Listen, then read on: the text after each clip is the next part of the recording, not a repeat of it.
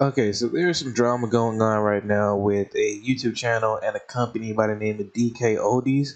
Apparently, people are saying that they're scamming people because they're sending them defective consoles, and yet they constantly claim that the consoles that they send out to people are refurbished. That's the premise of this entire video. There's a lot of evidence for them. But first, I just want to thank you for watching this video, and if you do enjoy it, please like and subscribe. You can always come back here because this is a gaming channel. So if you're into gaming, you might want to stick around a little bit. But yeah, back to the story. DKoldies is a company where they collect a bunch of old games or just last generation type consoles, and they refurbish it and they sell it to people just, for monetary gain. It's very good for people who want to get into collecting.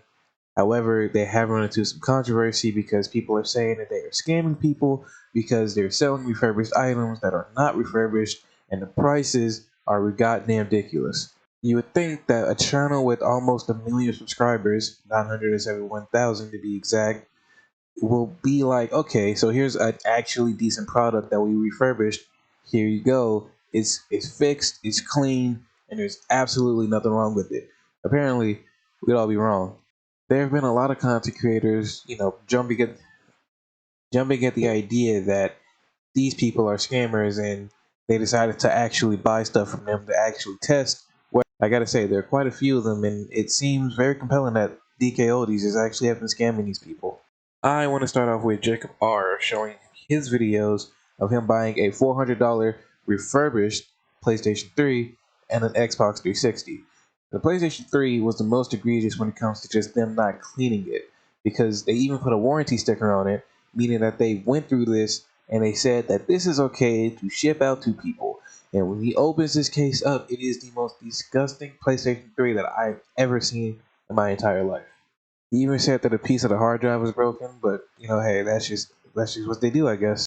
And when he got to the Xbox 360, it seemed like everything was fine. There was another warranty sticker on it, meaning that the people who refurbished this game, or this console rather, actually went through it and put a sticker on there to be like, okay, we went through it, we checked it, everything is fine. So if there's a warranty, all you have to do is just call us and then we'll fix it for you. He went through all of it and found out that there was absolutely zero thermal paste on the game, the console. I don't know why I keep saying game. And without the thermal paste, we all know how thermal paste is, or maybe you don't. Without it, it'll leak, and then everything will overheat. The motherboard will be completely fried, meaning that whatever piece of equipment or whatever electronic you have will be completely useless. But like I said previously, Jacob R is not the only person. Review Tech USA was also one of the persons that got scammed, and he had this to say about it on his video. So I'm not worried about it. Look at that. It's the other side too. It's still dirty. Basically what they're doing as I clean this, I'm not going to clean the rest of the cartridges now. We already know, is people who don't know any better.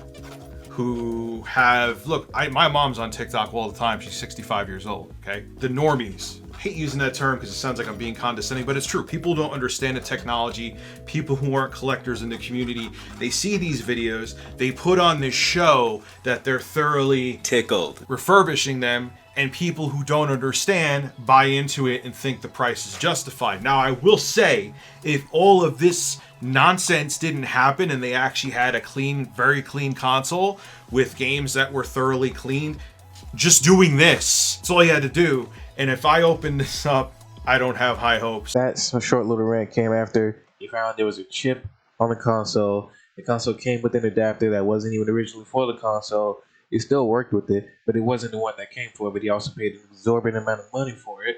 So that was also bullshit. And his cartridge was not clean. But then again, it also doesn't stop there. There's another YouTuber who bought a Nintendo 64 and he could not get it to power on. I'm not sure how to pronounce his name. That was like Creasky, Creasgay. You get it. It's this guy right here. He couldn't get the power on throughout the entire video. What was that? Was that like the third verse? Well, there's a fourth verse, and it's literally the exact same. With another YouTuber by the name of Emma Swizzle, who bought a Nintendo Wii, but the Nintendo Wii wasn't even clean. Of course, like the plastic on the side of it was a little messed up. That normally happens.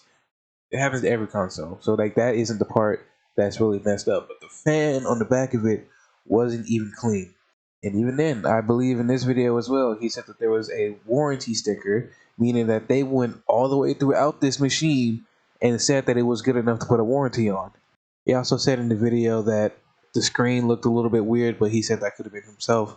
I'm going to say that that is actually on the switches, not the switch, the Wii's fault, because if you have the correct adapter, then why would it be your TV? Or why would it be the cord that you have if it's the correct one? So it has to be the console itself. Inherently speaking, yes, this is a scam. These people are marketing something that isn't what they say it is. That is 100% the definition of a scam. Whether it is a malicious one where they're just constantly having different mistakes because maybe their team is small, so they don't have a lot of people to work with, it doesn't matter. It is still a scam at the end of the day. They need to sit down and readdress everything that's happening. Be like, okay, we need to fix this. We need to actually clean the consoles that we have, because they do that sometimes. But like, not every single one of them is clearly being cleaned, and they seriously need to reevaluate whether or not they're going to actually go through the machine and give it everything it needs to run properly, so that there's actually thermal paste and a Nintendo 64 will actually turn on. I actually want them to become better because I want to get into collecting. I really do. Retro stuff is cool to me. I'm 20, which means that this retro stuff is like 20 years older than me. I want to know about it. I want to learn about it. I want to talk about it. I want to collect it at least once or twice. I want a PSP again. My brothers broke mine, so like it'd be nice to have another one. I would want to buy it from a company like DKoldies because they actually have a huge collection of them, but I also want it to work. I want it to be great, amazing, new. But that's probably not going to happen if I buy from them. So if you didn't know anything about this drama that's going on or this potential scam that's going on, you do now. If you enjoyed the video, like it.